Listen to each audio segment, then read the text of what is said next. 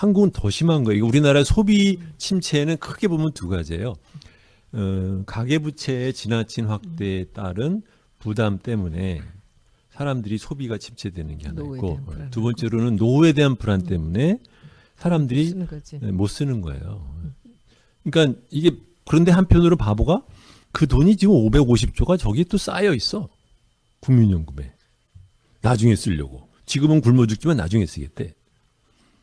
그럼 그 돈으로 그럼 어디다 투자해요? 기업에 채권 사줘.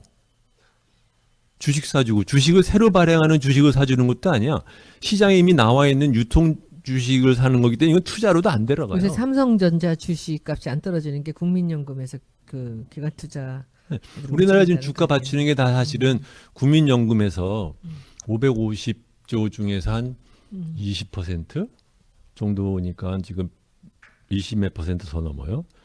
그 중에서 우리나라 국내 주식으로 갖고 있는 게 100조 정도 되고 해외 주식으로 갖고 있는 게 아마 한 50조 정도 될 건데, 이게 유통 주식이에요, 이게. 그렇죠? 이게 무슨 신규 투자로 가는 돈이 아닌 거죠. 소비로 가는 돈도 아니에요. 아무것도 아니에요. 그리고 그 주식을 갖다 파는 사람은 누가 되게? 돈 많은 사람이 주식 팔았어. 여러분 돈 없는 사람들은 주식도 없어요. 그러니까 이게 자기네들이 만들어 놓은 이상한, 그러니까 말하자면 자기들이 뽑은 유격 훈련 조교한테 지금 뺑뺑이를 돌리는 거예요, 우리가 지금. 근데 왜 당하는지도 몰라. 우리가 당하고 있어. 우리란 국민들이. 근데 그것을 약자들만 당하는 거죠. 자기네들이 우리가 이게 그러니까 현대 국가, 현대 사회는 어떻게 구조가 되어 있고 무엇이 필요한 거에 대한 교육을 안 받아놓고 다 관리들한테 맡겨놨잖아요.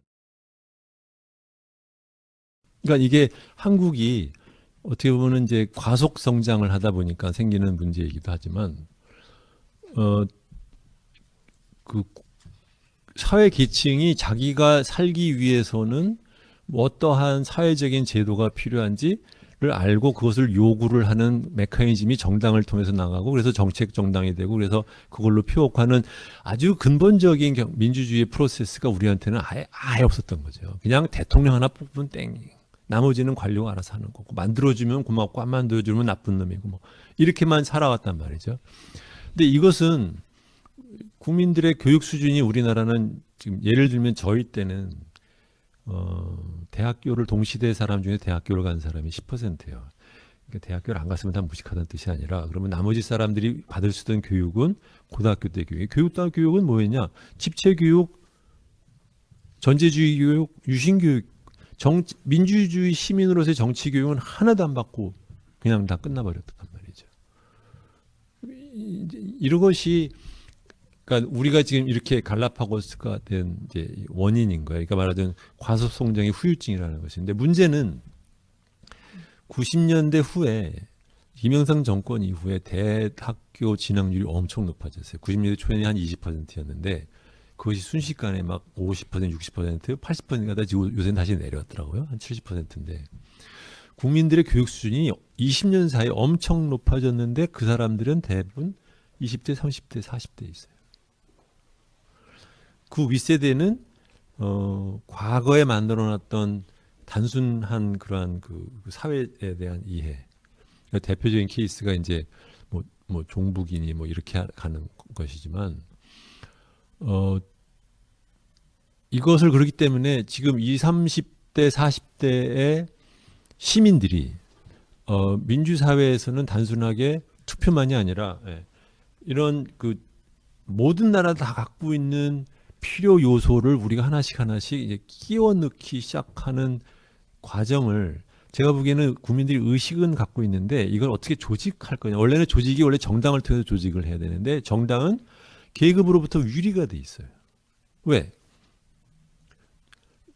이 중소기업에 다니는 사람들, 아니면 비정규직인 사람들, 뭐 이런 사람들은 정치적으로 조직화가 안 돼 있잖아요. 근데 조직을 하는 방법은 꼭 전국 정당만이 아니라 시민 각 살고 있는 동네에서의 지방자치의 경험을 통해서 말하자면 정치에 참여를 하는 거죠. 근데 우리나라는 그게 다 중앙집권이잖아요. 우리가 실제적으로 정치적으로 참여해서 무엇을 할 수 있는 것이 너무너무 작아요. 그래서 이번에도 이제 문재인 씨가 말하면서도 겁나네. 문재인 씨가 그 얘기했잖아요. 그러니까는 지방 개헌을 한다고 하는 게 중요한 것 중에 하나가 권력 체계도 중요해. 지방 분권에 관련된 것도 개헌으로 해야 된다. 정말 중요한 것 같아요. 예를 들면 지방 분권으로 이건 좀 아니 우리가 할 수 있을지는 전혀 상관 안 하고 예를 들면 이런 예도 있다. 스웨덴 같은 경우 연방 국가가 아닌지 잘 모르겠네.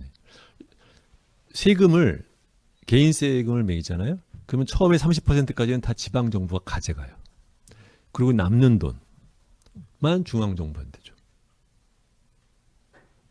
응? 한국은 다 뽑아가지고서 다시 주잖아요. 근데 이 사람들은 아예 지방 정부가 미니멈 30은 다 우선 자기 거예요. 그게 무슨 차이예요?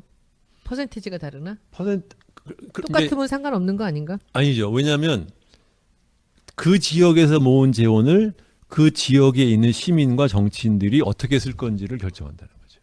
그 과정에 시의회가 됐든 뭐 도의회가 됐든 거기서 지금 우리나라는 도의회가 무슨 일을 해요? 시의회가 무슨 일을 해요? 예산 빼오는 네. 거. 아니면 뭐 관료들한테 귀찮게 그 저 위생검사 나온 데 맡기 위한 시의회 감투 같은 데 쓰잖아요.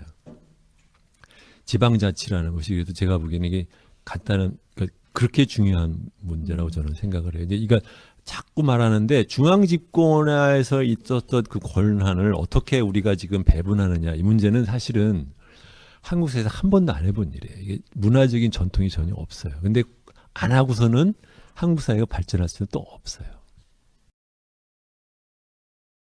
공사님, 공사님 제가 하나만 좀 여쭤보고 싶은데, 그 지금 말씀하시니까 댓글들이 달려서 네. 그 국민연금 관련돼서 그러니까 국민연금을 없애자, 국민연금을 폐지해야 된다, 4대 보험도 이참에 다 폐지하자. 아니죠. 내가 돈 내는 거 아까워 죽겠다 이렇게 말씀들 하시는데 제가 알기로도 우리가 할 수 있는 투자 중에는 국민연금이 가장 수익률도 높고 이게 안정되고 운영되는 게 중요한데 처음 만들 때 우리가 낸 돈으로 어른들에게 드리자는 합의를 못해서 그렇죠. 내가 내고 30년 있다 내가 찾아먹는 구조로 가서 생긴 그렇죠. 문제가 있는 것 그런 같은데 거죠. 네. 조금 설명을 연금이 없어지는 건 안 되지 않습니까? 아유, 없애면 안 되고 저는 더 늘려야 된다고 생각해요. 국민연금 현재 여러분들 월급의 9%를 떼어요. 9% 그렇게 많이 중에 떼나?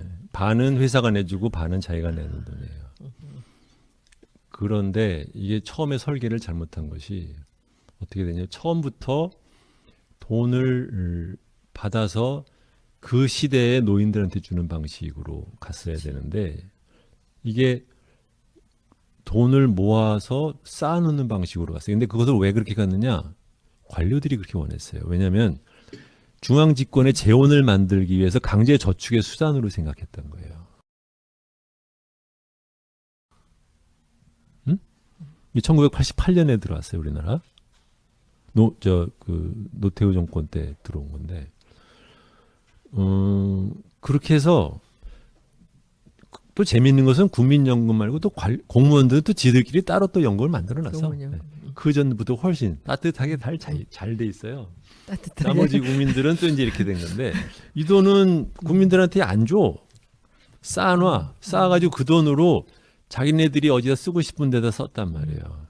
그 트라우마가 있으니까 지금 우리나라 사람들은 그걸 갖다 말하자면 사회복지 사업에 쓰면 안 된다라는 또 이상한 또 착각에 빠졌는데 애초에 설계가 잘못된 것이 지금부터라도 제가 보기에는 가장 중요한 문제 중에 하나가 지금 쌓여있는 앞으로 더 쌓아가게 되는 이 국민연금을 빨리 허물어야 돼.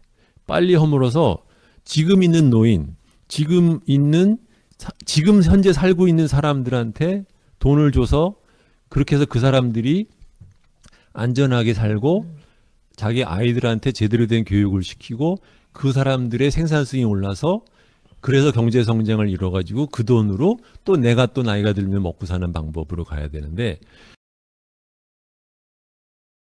경제 전체적으로 지금 내려가는 것은 알 바 없고 9% 뛰어간 곳은 내가 나중에 이제 챙길 거니까 어디 뭐 누구한테 쓰면 안 돼.